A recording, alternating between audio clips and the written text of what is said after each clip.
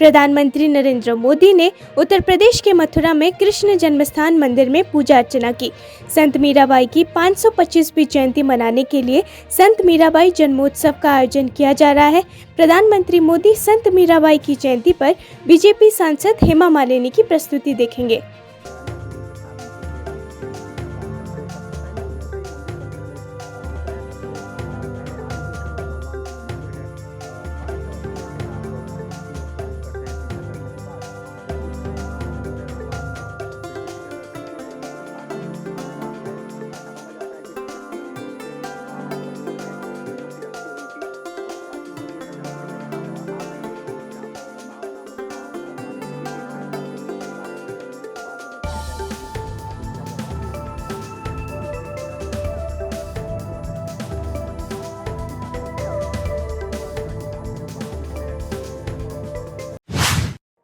Israel और Hamas के बीच कुछ बंधकों और कैदियों की रिहाई के लिए एक समझौते पर पहुंचने के साथ साथ लड़ाई में 4 दिन की रोक के बाद प्रधानमंत्री मोदी ने बुधवार को उम्मीद जताई कि सभी बंधकों को जल्द ही रिहा कर दिया जाएगा और आतंकवाद और नागरिकों की मौत की अपनी निंदा दोहराई।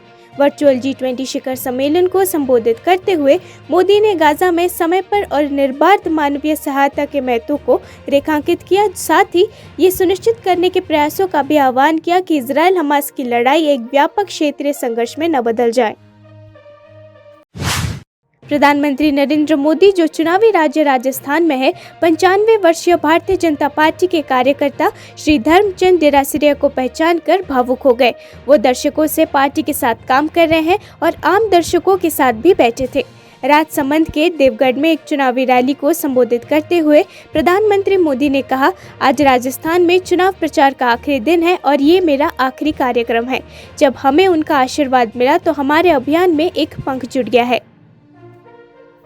जब मैंने यहां बैठे बैठे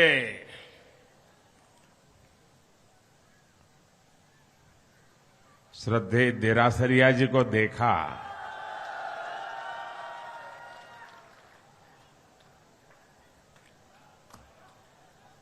इस आयु में शायद जीवन के 6 दशक देरासरिया जी ने इस विचार के लिए खपा दिए हैं। ये आखिरी दिन और मेरा ये आखिरी कार्यक्रम,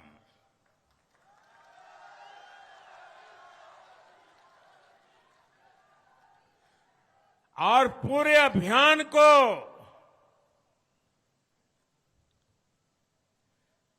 आज 4 चांद लग गए जब देरासरिया जी का आशीर्वाद मिल गया।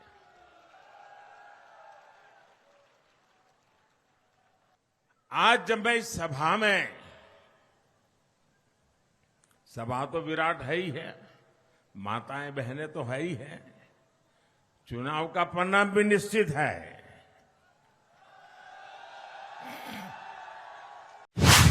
चुनाव आयोग ने गुरुवार को कांग्रेस के पूर्व अध्यक्ष राहुल गांधी को प्रधानमंत्री नरेंद्र मोदी पर उनकी टिप्पणी के लिए कारण बताओ नोटिस जारी किया और उनसे 25 नवंबर तक जवाब देने को कहा। कांग्रेस नेता को जारी कारण बताओ नोटिस में चुनाव आयोग ने कहा कि उनके खिलाफ बीजेपी की ओर से शिकायत मिली थी कि उन्होंने राजस्थान के बैतूल में एक सार्वजनिक बैठक में प्रधानमंत्री के बारे में अनर्गल आरोप लगाए और उपहासपूर्ण और अप्रिय तरीके से बात की। आयोग ने इसे चुनाव आचार संहिता का उल्लंघन मानते हुए इस मामले पर अपना जवाब दाखिल करने के लिए 25 नवंबर तक का समय दिया है। झारखंड के मुख्यमंत्री हेमंत सोरेन ने बीजेपी पर निशाना साधते हुए कहा कि पार्टी महत्वपूर्ण मुद्दों से ध्यान भटकाती है। ये टिप्पणी भाजपा द्वारा मध्य प्रदेश में विधानसभा चुनाव जीतने पर अयोध्या में रामलला के मुफ्त दर्शन के वादे के बाद आई है। झारखंड के सीएम हेमंत सोरेन ने कहा, भगवान हमारे भीतर है, उनके पास बात करने के लिए कुछ और है नहीं। मंदिर मस्जिद के बारे में बात करके मुख्य मुद्दों से ध्यान भटकाना उनका मुख्य एजेंडा है। वो महंगाई और बेरोजगारी के मुद्दों पर बात नहीं करते हैं। देखिए, भगवान अपने अंदर होता है। मन के अंदर होता है, किसी के दिखाने और पहुंचाने से भगवान नहीं मिलते। तो ये सारी जो बातें हैं, जो हमारे विपक्ष के लोगों का है, वो तो उनके पास और दूसरा मुद्दा भी है भी नहीं। और मंदिर मस्जिद करते हुए लोगों को और उनके ध्यान को भटकाना उनका प्रमुख मुद्दों में से है। रोजगार कैसे दें, ये उनका विषय नहीं। महंगाई कैसे घटाएंगे, ये उनका विषय नहीं। और देश विश्व गुरु तो इन्हीं चीजों से बढ़ेगा। अफगानिस्तान दूतावास नई दिल्ली में स्थायी रूप से बंद करने की घोषणा की है। नई दिल्ली में अपने राजनयिक मिशन को बंद करने पर एक आधिकारिक बयान जारी करते हुए अफगान दूतावास ने कहा, यह निर्णय दूतावास द्वारा 30 सितंबर को परिचालन बंद करने के बाद लिया गया है। ये कदम इस उम्मीद में उठाया गया कि मिशन को सामान्य रूप से संचालित करने के लिए भारत सरकार का रुख अनुकूल रूप से बदल जाएगा। दूतावास ने कहा कि ये संज्ञानात्मक है कि कुछ लोग इस कदम को आंतरिक संघर्ष के रूप में चित्रित करने का प्रयास करते हैं, जिसमें कथित तौर पर राजनयिक शामिल है जिन्होंने तालिबान के प्रति निष्ठा बदल ली है, और कहा कि ये निर्णय नीति और हितों में व्यापक बदलाव का परिणाम है। एक वरिष्ठ अधिकारी ने गुरुवार को बताया कि जिले के सुल्तानपुर लोधी इलाके में एक पुलिसकर्मी की हत्या के आरोप में 5 आरोपियों को गिरफ्तार किया गया है। उन्होंने कहा, गुरुवार को सुल्तानपुर लोधी में एक पुलिस पार्टी पर अकारण गोलीबारी की घटना हुई। एक पुलिसकर्मी जसपाल सिंह की जान चली गई है। सीएम पंजाब ने 2 करोड़ रुपए के मुआवजे की घोषणा की है और उनके बच्चों को एक नौकरी भी दी जाएगी। अतिरिक्त पुलिस महानिदेशक अर्पित शुक्ला ने एएनआई को बताया, हमने धारा 302 के तहत मामला दर्ज किया है और 5 लोगों को गिरफ्तार किया है।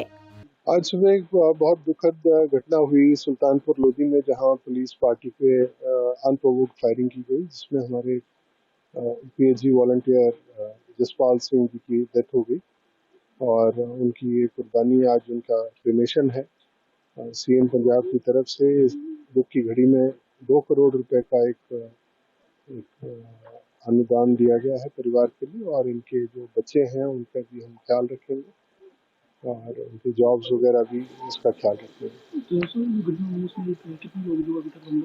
जो घटना हुई है उसमें हमने अंडर सेक्शन 302 एफआईआर लॉन्च कर ली है। 5 लोग गिरफ्तार हो चुके हैं, 3 वेपन रिकवर हुए और वो जो प्रॉपर्टी है उस पर 145 सेक्शन सीआरपीसी के तहत कार्रवाई की जा रही है। और क्योंकि गुरुपुरब का टाइम है तो हमने पूरे सुरक्षा के सारे प्रबंध वहाँ मुकम्मल किए ताकि आने जाने वाले श्रद्धालुओं को कोई किसी किस्म की कोई प्रॉब्लम ना आए।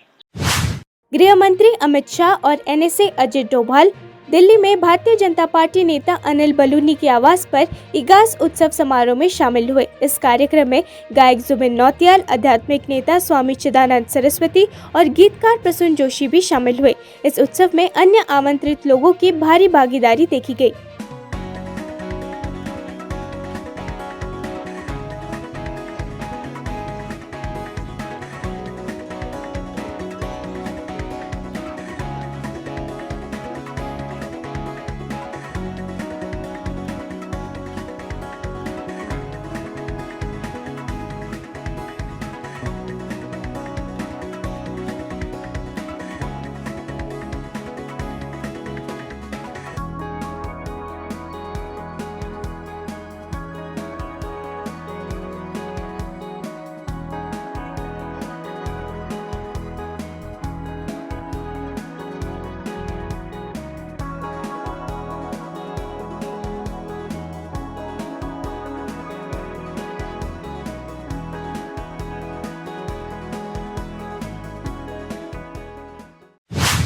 सूर्य कुमार यादव और ईशान किशन के अर्धशतकों ने भारत को विशाखापट्टनम में 5 मैचों की श्रृंखला के पहले T20 में ऑस्ट्रेलिया पर 2 विकेट से जीत हासिल करने में मदद की।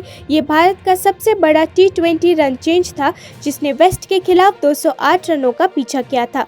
भारत सीरीज में 1-0 से आगे है। T20 वर्ल्ड कप के लिए बहुत अच्छा परफॉर्मेंस रहेगा इंडिया टीम का और हम सब उम्मीद करते हैं कि आने वाला T20 वर्ल्ड कप इंडिया बहुत अच्छा खेलेगा और हमारा सूर्या भाई सबसे नंबर 1 था, है और रहेगा।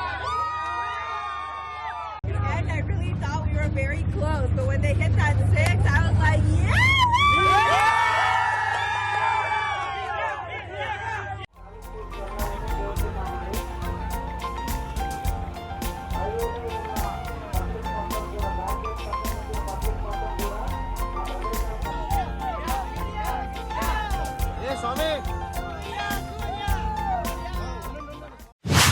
मध्य प्रदेश के उज्जैन में महाकालेश्वर मंदिर के पुजारियों ने गुरुवार को विशेष प्रार्थना की।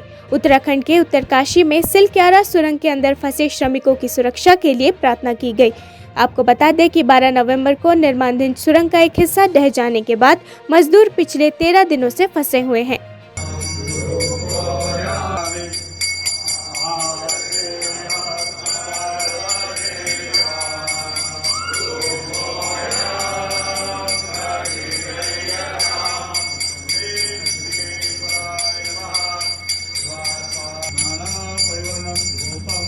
समर्पयामि रूपांतरेण